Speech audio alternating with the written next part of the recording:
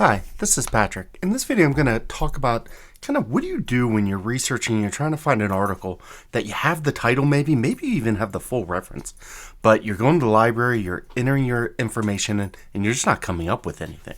And so sometimes it's easy to sit there and think that you have to do everything in Google or everything in the library, but these resources aren't mutually exclusive. So I'm going to just show you an example of something or the way that I would handle this problem. Now, I'm focusing this on students in the Ed Tech program at Boise State, but it's likely that these same strategies would work for graduate students wherever.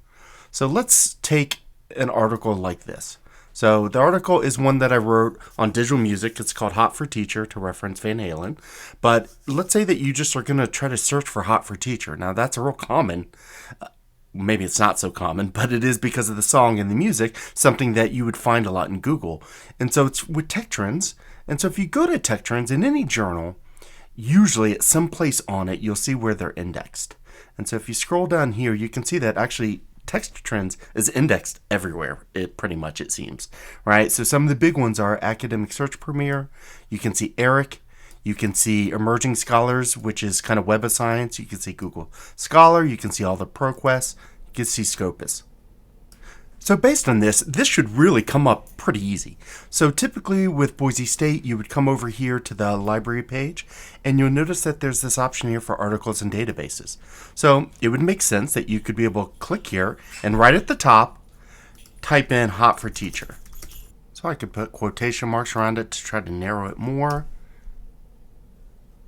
And you notice it's still not coming up. And so I could even start doing some other things over here by narrowing it to journal, this or that. But if you go back to, let's say even here, let's refresh this page. You'll notice that with Boise State, they want to steer you right away to Academic Search Premier. Well, you look up here, back to this one that I showed you, Academic Search Premier is one of the ones by EBSCO. So it would make sense that it would show up, but it's not. So you have this other option here where you can start looking for some of these other databases. Maybe I want to find ERIC, or maybe I want to find ProQuest. And so if I go here, I can start narrowing and find some of these. And you can see that even that I have to drill down to find ERIC. And so I could do the same thing to ProQuest. Well, what you can do at Boise State too, and it's not totally clear for this, is I could go over here to where it says Books, Video, and More. And I can search Worldcat. Now, Worldcat is kind of a national or international, right, hence world, database that I can search. So I could type Hot for Teacher here. And even though I'm not looking for books, I'm looking for articles, it's going to let me search Worldcat. Now, it will tell me up here I could sign in for the full experience. Students at other institutions would have access to Worldcat, and you actually don't even have to go through Boise State to find Worldcat. So as that's kind of doing its thing, I could just go over here and say Worldcat. And so I can find this, the world's largest library catalog. And so I could use this to start searching. And once again, it doesn't come up, but this is where some of my handy search techniques, such as using quotation marks or even narrowing it down here. So you notice how it knows it's Van Halen. I can look over here for articles. There's only 24. And so I can start looking that way. Now, one of the things that happens, especially with some articles like this, is it almost treats this tech trends, whatever's at first here, as almost a subtitle, where this is almost the main one, or I could actually just use both. So the more information, the better here. So it could just be that maybe even the reference list that I have the title on, it's wrong. And so notice how right there I find it. So I could also do the same thing by just going to Google. And I can search that way by using the whole title. And notice how it gives me some things right away. And it even points me to ResearchGate before the actual Springer's Tech Trends publisher. And so if we go back to here, back to Worldcat and Boise State, so even when I use the full title there, it comes up. And it basically gives me access online. But I can also, once again, that these aren't mutually exclusive. Let's say that when I'm here and I start finding out what's tech trends, I could always go to Google Scholar. And Google Scholar is helpful because you'll notice down here this thing that says 16 versions. And so this is when I can start finding, well, maybe it's actually posted elsewhere. And so this is a preprint. It's something that I made available and someone else has put up. But you keep going down. Oh, look, there's one from the author's website, another preprint. But let's say none of these work, right? Google Scholar doesn't work, none of them. If I know that the journal is Tech Trends, this is where I can go back to the Boise State Library. And I talked about how you can search the standard databases. You can search Worldcat, but there's another way you can search by just going to the journal itself. So I'm going to look for Tech Trends, and there's every now and then a weird kind of journal maybe that's not mainstream that won't show up. Most journals you can find this way through the Boise State Library. And down here I can see all these different databases, actually they're indexed. So maybe I want a recent article. Well, ProQuest, if it might not work because it only does up to a year ago. The Springer one only does till 2016. So really this is my best right here because it says up to present. So I click there.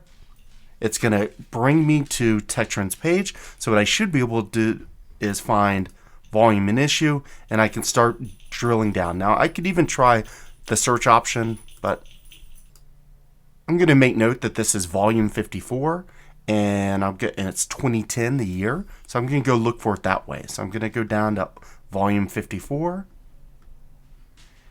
Now, once again, with 10, it doesn't tell me the issue right here. And so this could be one of those things that I could sit there and maybe go back to Google Scholar and find this preprint, and maybe the preprint tells me that didn't work that way, but sometimes the preprint would tell me the actual volume in issue. And so they're all going to bring me right now to this as I'm logged into the library. Let's just go back to the 16 versions. Let's find this one here.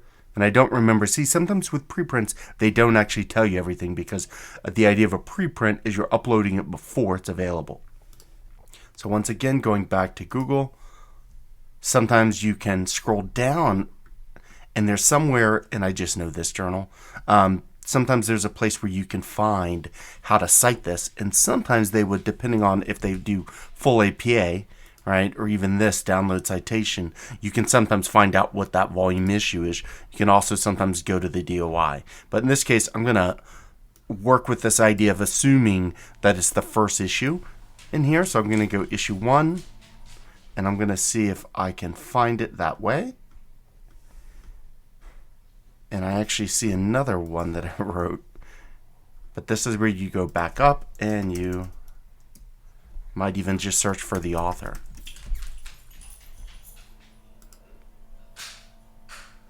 And then I'd go down, and there it is. I find it this way.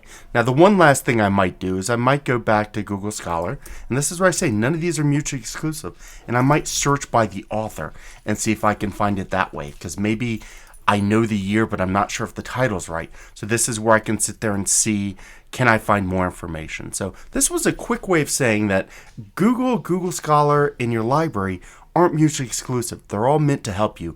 And then on top of that, we ended up with ResearchGate and Academia, or two other kind of social networks, if you will, where academics will post preprints. Sometimes you'll get full copies of their articles there. So I hope this helps. Thanks.